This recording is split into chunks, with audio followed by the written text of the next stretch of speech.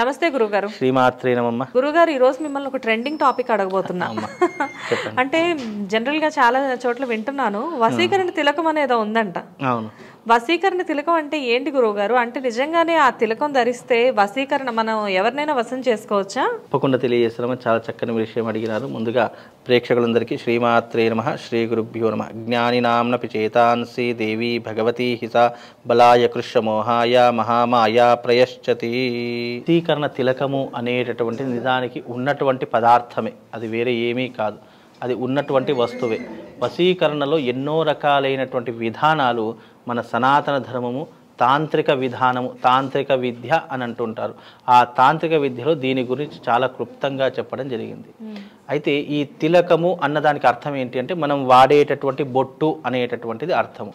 అయితే దీన్ని రెండు రకాలుగా వినియోగించవచ్చు. ఒకటి మనం రోజు పెట్టుకునేటటువంటి బొట్టుగా వినియోగించుకోవచ్చు, లేదా లేపనంగా అంటే మన శరీరానికి పూసుకునేటటువంటి లేపనంగా కూడా ఈ యొక్క ద్రవ్యాన్ని అనేటటువంటి మనం వాడుకోవచ్చు.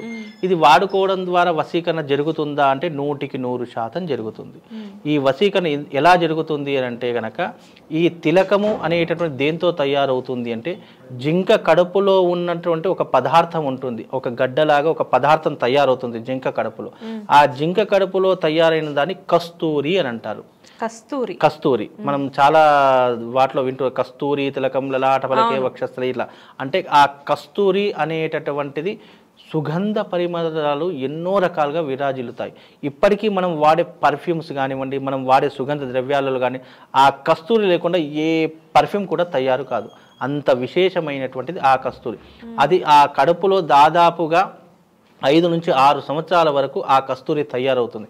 అన్ని సంవత్సరాల నుంచి ఎంత తయారవుతుంది? కేవలం ఇంత మాత్రమే తయారవుతుంది, ఒక 100 గ్రామ్స్ 200 గ్రామ్స్.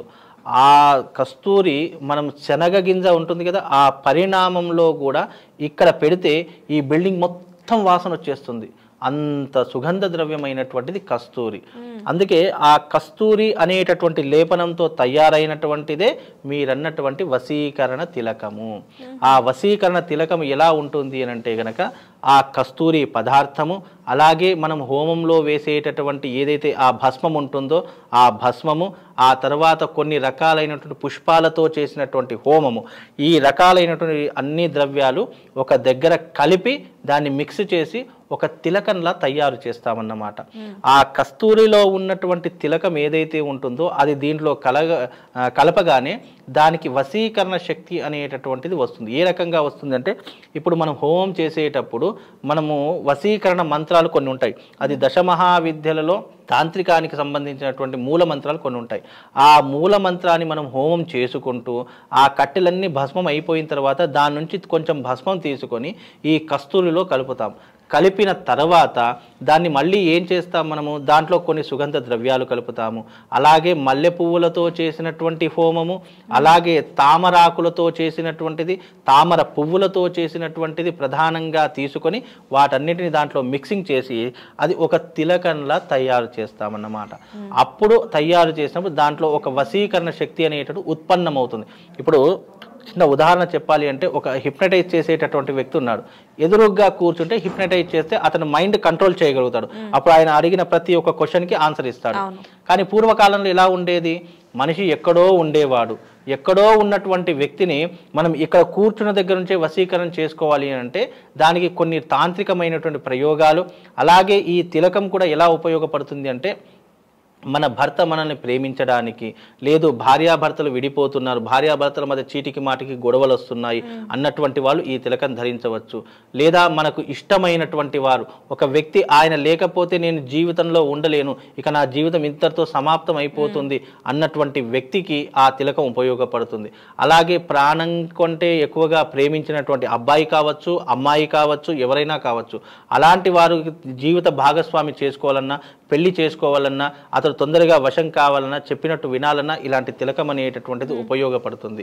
అలాగే రిలేషన్షిప్, అది భార్యాభర్తల రిలేషన్షిప్ కావచ్చు, తల్లి కొడుకుల రిలేషన్షిప్ కావచ్చు, ఏదైనా కావచ్చు, అంటే ఒక వ్యక్తి లేకపోతే ఇక నా జీవితం అయిపోతుంది అన్నటువంటి ప్రతి ఒక్కరూ కూడా ఈ తిలకాన్ని ధరించవచ్చు. ఈ తిలకం తయారు చేయడానికి దాదాపుగా 10 నుంచి 15 రోజుల వ్యవధి పడుతుంది. అంత విశేషమైనటువంటిది ఈ తిలకము. ఈ వశీకరణ తిలకం అనేటటువంటిది ఇప్పటికీ కూడా ప్రాచుర్యంలో ఉంది. ఇప్పటికీ కూడా ఎంతో మందికి నేను ఇచ్చినటువంటి దాఖలాలు కూడా ఉన్నాయి. అంటే భార్య అందులో ఈ వశీకరణ తిలకం వాడేటటువంటి వారి యొక్క ప్రశ్న కూడా చాలా జెన్యూనిటీ ఉండాలి. ఏదో దేనికి పడితే దానికి నాకు తిలకం ఇవ్వండి, నాకు ఆ బొట్టు ఇవ్వండి, నేను పెట్టుకుంటాను, నాకు వీళ్ళు వశీకరణం కావాలి, వాళ్ళు వశీకరణం కావాలి అంటే కనుక ఆ తిలకం ఇవ్వడం కుదరదు. వాళ్ళ యొక్క జీవితంలో జెన్యూనిటీ ఉంది. ఇది చాలా నిజంగానే వాళ్ళ జీవితంలో ఈ ప్రాబ్లంతో సతమతమైపోతున్నారు. భార్య దూరం అయిపోయింది, భర్త దూరం అయిపోయాడు, లేదా పిల్లలు దూరం అయిపోయారు, లేదా నన్ను ఇష్టపడేటటువంటి వారు నాకు దూరం అయిపోయారు, లేదా నాకు కొడుకు దూరం అయిపోయాడు, లేదా తల్లి దూరం అయిపోయింది, భర్త, ఇలా ఎన్నో రకాలైనటువంటి ప్రాబ్లమ్స్కు శీఘ్ర పరిష్కారం ఏంటి అంటే వశీకరణ తిలకము. ఆ వశీకరణ తిలకం కూడా ఎలా పెట్టుకోవాలి అంటే అది పెట్టుకునేటప్పుడు ఎవరైతే మనం కోరుకుంటున్నామో, ఎవరైతే మన దగ్గరికి రావాలో ఆ పేరు చెప్పుకుంటూ ఆ వశీకరణ తిలకం అనేటటువంటిది పెట్టుకోవాలి. అది కూడా 2 సమయాలలో పెట్టుకోవాలి. ఉదయం లేచిన వెంటనే స్నానం ఆచరించిన తర్వాత ఆ తిలకం ధరించాలి. తిలకంగా ధరించవచ్చు, లేదా చందనంగా కూడా పూసుకోవచ్చు. ఈ 2 రకాలుగా. మళ్ళీ రాత్రి పడుకునేటప్పుడు కూడా అది తప్పకుండా వాడే పడుకోవాలి. అలా చేస్తే ఎక్కడ ఉన్నా కూడా ఏ వ్యక్తి అయినా కూడా తొందరగా ఇంటికి వస్తాడు, తొందరగా వశీకరణం అవుతాడు. మనం చెప్పినటువంటి విషయాలు కూడా వినేటటువంటి అవకాశము ఆ తిలకం ద్వారా కలుగుతుందమ్మా. తిలకానికి ఇంత మహత్యం ఉందా గురువుగారు? చాలా మహత్యం ఉంది. ఇప్పుడంటే ఈ హిప్నటైజ్లు వచ్చేసాయి, ఎన్నో రకాలైనటువంటి యాంత్రిక జీవితం వచ్చేది. కానీ గడిచిన దశాబ్దాలు తీసుకుంటే, శతాబ్దాలు తీసుకుంటే, అప్పట్లో వెళ్ళినటువంటి వ్యక్తి కానీ, లేదా ప్రేమించినటువంటి వ్యక్తి కానీ, లేదా కట్టుకున్న భర్త కానీ ఇలా తొందరగా అనుకున్నది అర్థం చేసుకోవాలి అంటే అప్పట్లో ఇలాంటివే ఉండేవి. అప్పుడు యాంత్రిక జీవితం లేదు, ఇంత టెక్నాలజీ లేదు. అప్పుడు ఏముండేవి? అన్ని తాంత్రిక విధానాలు, తాంత్రికమైనటువంటి పద్ధతులు, మంత్ర విధానాలు, వేదము, శాస్త్రము, పురాణం ఇవే ఉండేవి. దాని ద్వారానే పుట్టుకొచ్చినటువంటి విధానాలే ఇప్పుడు చెప్పినటువంటి వశీకరణ ప్రయోగాలు కూడా మొత్తం 108 వశీకరణ ప్రయోగాలు ఉన్నాయి. మీరు చెప్తున్నారు కానీ గురువు గారు, ఇంతవరకు కూడా వశీకరణం అనేది చాలా మందికి వశీకరణం అనేది ఒకటి ఉంది అని అంటే నమ్మే వాళ్ళు కూడా లేరు ఈ రోజుల్లో. అంటే చాలా మంది ఏమనుకుంటారంటే వశీకరణం అంటే అమ్మాయిని వశపరుచుకోవడానికి అనేటటువంటి ఒక అపోహలో ఉంటారు. వశీకరణ అంటే ధన వశీకరణ ఉంది, డబ్బు రావడానికి. జన వశీకరణ ఉంది, జనాలు రావడానికి.